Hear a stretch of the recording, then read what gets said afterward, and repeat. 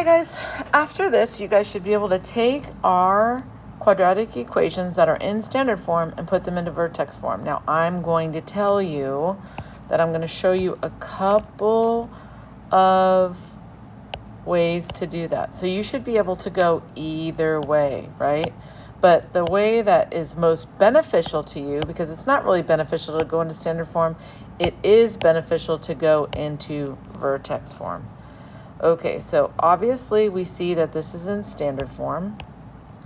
Now, what we are going to do is I'm going to teach you how to complete a square, because this guy right here, hold on. This guy right here is a perfect square. So we absolutely need a perfect square in our problem. So here is how we would complete the square. You can't complete the square with a 2 here. So what we're going to do is we are going to factor out that 2 from this function. And there's a couple of ways to do this. I'm going to teach you this way. Now, when I make this a perfect square, that's all great, but do you see how I'm adding a value? I'm adding 2 times whatever this is. So I must subtract 2 times whatever that is, because I don't want to be really adding a value to our function. So that, when I add this here, I have to subtract the same thing, and that is 2 times that. So now let's complete the square, because I think that's the hardest thing right there. So we are going to take our b over 2 and square it. So we have 18 over 2 squared. So this is 9 squared, which is 81. So we'll put an 81 here and an 81 here, because you can see that I actually added twice 81 there, right? Okay, now we have made our perfect square. So we have 2, and then we have x, and the thing that we squared, we have 9 plus 9 and 9 times 9 there. So this is going to be plus 9 squared. And you can kind of see that because that's what you actually squared. And then on the outside we have 2 times 81, which is a negative 162. And then we have plus 170. So now we just have 8. Well, this is beneficial. Why? This is beneficial because now we can get the vertex out, right? So the vertex and the axis of symmetry.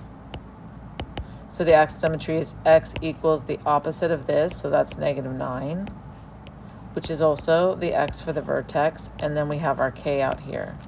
So this is super important, and then we also have this 2, which is our a value. So how do we actually do this a different way? Well, I could find the vertex and then just steal the a, because as you see, this a is the same as this a, right?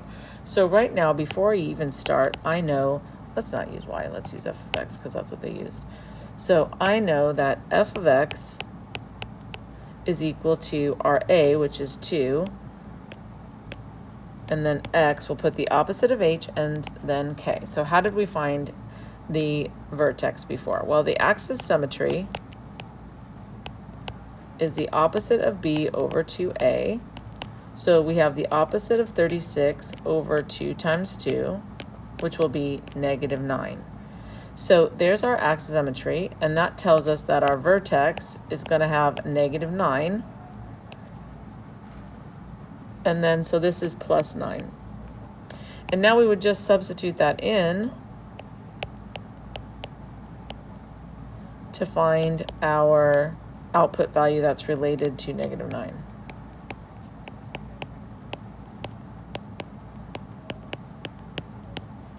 So we would have 81 times 2, which is going to be your 162, and then 9 times 36,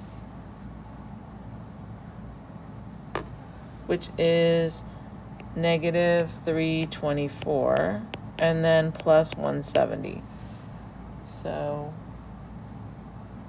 we then do that math, and we get a 2, hold on, what happened? Plus 170 equals minus 2. Oh, we get an 8, which better be an 8 because we should have got an 8, right? And so there's our vertex. So we could just say plus 8 here. So it really depends. If you're really into completing the square, this is okay, but you can see how there's a lot of errors that can happen right here.